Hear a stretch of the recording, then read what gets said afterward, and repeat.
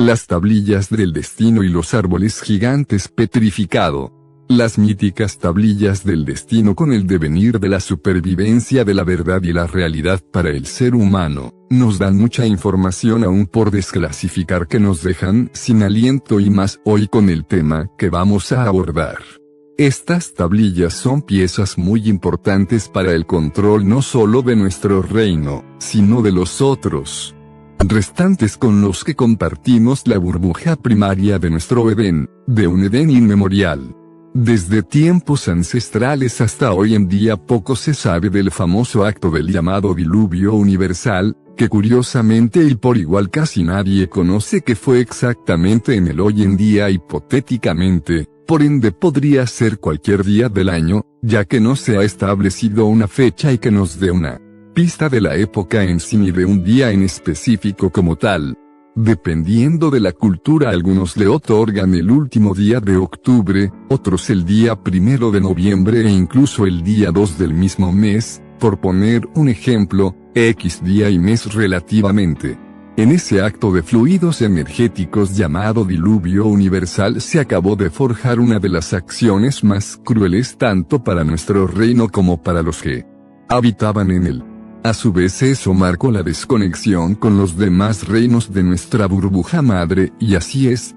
como empezó la auténtica desconexión de los 13 reinos, cerrando y casi sellando los portales de paso entre ellos en la Summergate de la Antártida. Me explicaré y lo que van a oír ahora claro no deja de ser una hipótesis, como siempre nadie tiene que creerlo al 100%, pero al menos seguro que a muchos les hará pensar y reflexionar en ello y con eso ya nos basta para seguir abriendo canales energéticos entre nosotros, seguir buscando en nuestros archivos acásicos. En textos antiguos se mire que hace millones de años existieron árboles gigantes de silicio, cuyos restos se encuentran repartidos aún hoy en día por distintas partes de nuestro planeta, quedando solo el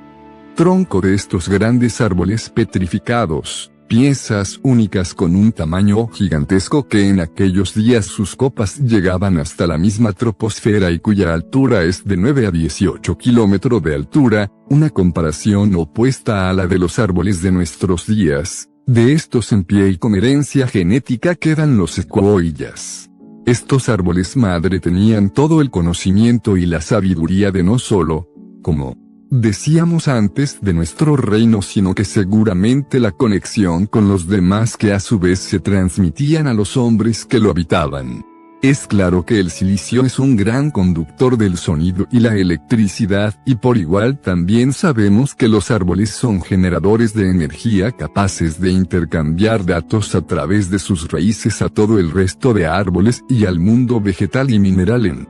general. Siempre se les ha considerado los protectores de la vida y su importancia incluso queda reflejada en ella misma. Esos árboles en medio de la Tierra eran muy grandes y llegaban hasta parte de nuestra atmósfera, tan y tan cerca del domo según los terraplanistas. Independiente a eso es que posiblemente el mayor de ellos conectara incluso con él y se viera por todo el reino completo. Todos los seres vivos les tenían un gran respeto pues sabían que esos árboles poseían una vibración energética más elevada que el propio ser humano, gracias a la profunda conexión con la tierra a través de sus raíces. Hace quizás millones o tal vez billones de años que existieron en nuestro planeta estos árboles, tan gigantescos, árboles de sabiduría, que a lo mejor habían podido llegar a medir hasta 60 kilómetros el más alto, o sea más allá de la troposfera. La simple idea de que pudiesen haber existido árboles de tal magnitud se nos hace prácticamente imposible de imaginar o creer, sin embargo pueden existir pruebas más que coherentes que pueden más o menos corroborar la existencia de estos árboles en la antigüedad. Posibles o más bien una realidad de montañas, cerros o peñas que tienen una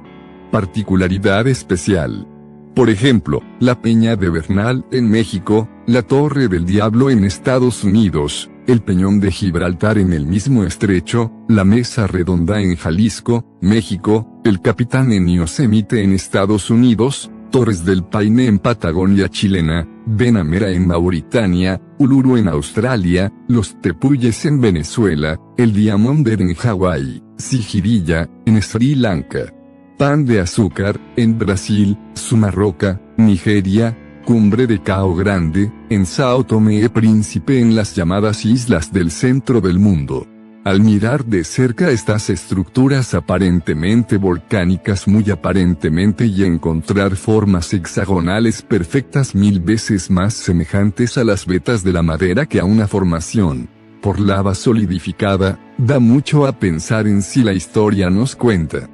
la verdad y la realidad. Las tablillas nos dicen que no todo es oro lo que reluce y estas estructuras o montañas, cerros o peñones nos dejan con el aliento parado y pensativo al menos. Vemos montañas por doquier en este terrario que es nuestro reino y cada vez tenemos más y más dudas de todo y nos siguen diciendo en las escuelas que nos encontramos con materiales montañosos en forma de estructuras basálticas hexagonales y que podemos encontrarlas alrededor de todo el mundo. Seguimos, pues al menos en la reflexión, pero está claro que al ver estos grandes bloques de piedra o esos inmensos peñones algo no acaba de cuadrarnos y porque no podría ser otra opción la de que fueran enormes árboles de silicio en una época pasada. Incluso la historia Anunnaki nos cuenta que el propio Enlil fue uno de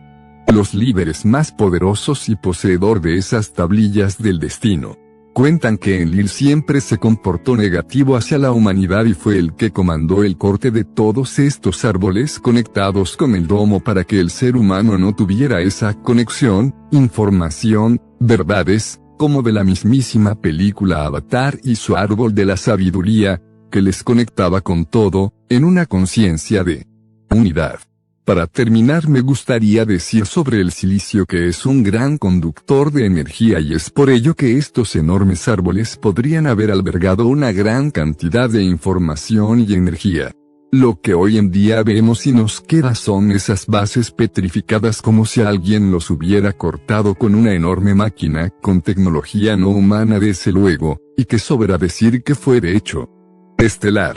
Estos árboles en la antigüedad de esta Matrix eran gigantes que creaban demasiado aire y energías. Estos árboles dimensionales eran peligrosos para los controladores de esta no realidad ya que los árboles son antenas naturales del planeta. Ellos nos provenían de información a niveles dimensionales y eso molestaba a los que comenzaron a manipular todo en este reino, como lo fueron los Anuks, grises, y reptiloides y dracos. Tuvieron que reducir todo lo que estuviera dentro del domo y que conectara con los demás domos hermanos de los otros mundos del sistema solar e incluso de toda la galaxia. Esto se llamó tiempo después como la conexión perdida, o los milenios del silencio. Y es posible incluso como dijimos antes que alguno de esos brillantes árboles antenas tocara al propio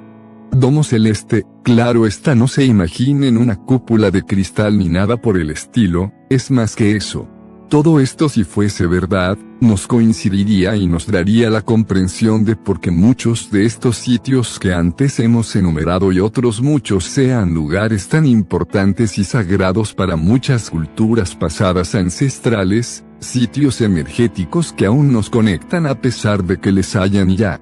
destruido la parte superior de estas antenas de conexión, tan antiguas. Yendo más allá incluso podríamos decir que muchas bolas o esferas gigantes encontradas por diferentes partes del mundo y que por igual son veneradas por muchas etnias podría ser esas frutas o semillas petrificadas de los antiguos árboles gigantes de silicio de la antigüedad, o algunos orbes incluso, caídos en épicas batallas que se dieron en las primeras eras y posterior a ellas.